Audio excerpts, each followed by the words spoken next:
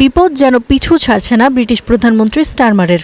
Tulip Siddique, Peter ম্যান্ডেলসনের পর এবার স্থানীয় নির্বাচনে লেবার পার্টির ভরাডুবি। সব মিলে ক্ষমতা গ্রহণের 2 বছরেরও কম সময়ে বহুবার তার পদত্যাগের দাবি উঠেছে।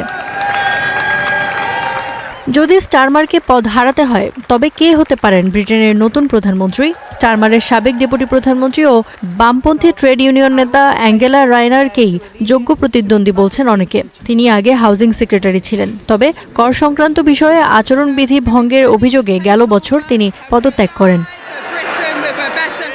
বিশ্লেষকরা মনে করেন প্রধানমন্ত্রী হিসেবে দাঁড়ালে দলের সমর্থন পাবেন রায়নার, কারণ লেবার এমপিরা মনে করেন স্টারমার অনেক বেশি ডান দিকে ঝুঁকে পড়েছেন। তালিকায় আছেন স্বাস্থ্যমন্ত্রী ওয়েস স্ট্রিটিংও। মধ্য ডানপন্থী হিসেবে পরিচিত হলেও গাজা সহ বেশ কিছু ইস্যুতে তিনি বাম ঘেঁষা অবস্থান নিয়েছেন। কিছু লেবার এমপির মতে স্ট্রিটিং রায়নারের তুলনায়ও বেশি দক্ষ।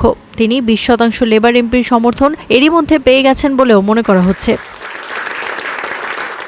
স্টারমারের প্রতিদ্বন্দ্বী হতে পারেন নারী এমপি ক্যাথরিন ওয়েস্ট। প্রতিদ্বন্দ্বিতার সম্ভাবনাও প্রকাশ করেছেন তিনি। সোমবারের মধ্যে নতুন কোনো নেতা সামনে না এলে প্রধানমন্ত্রীকে চ্যালেঞ্জ জানাতে এমপিদের সমর্থন চাইবেন বলেও হুঁশিয়ারি দিয়েছেন।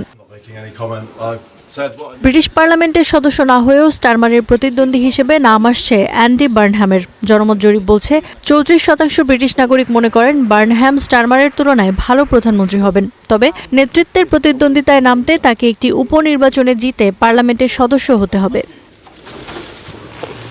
ইফাতিরা, স্টার নিউজ।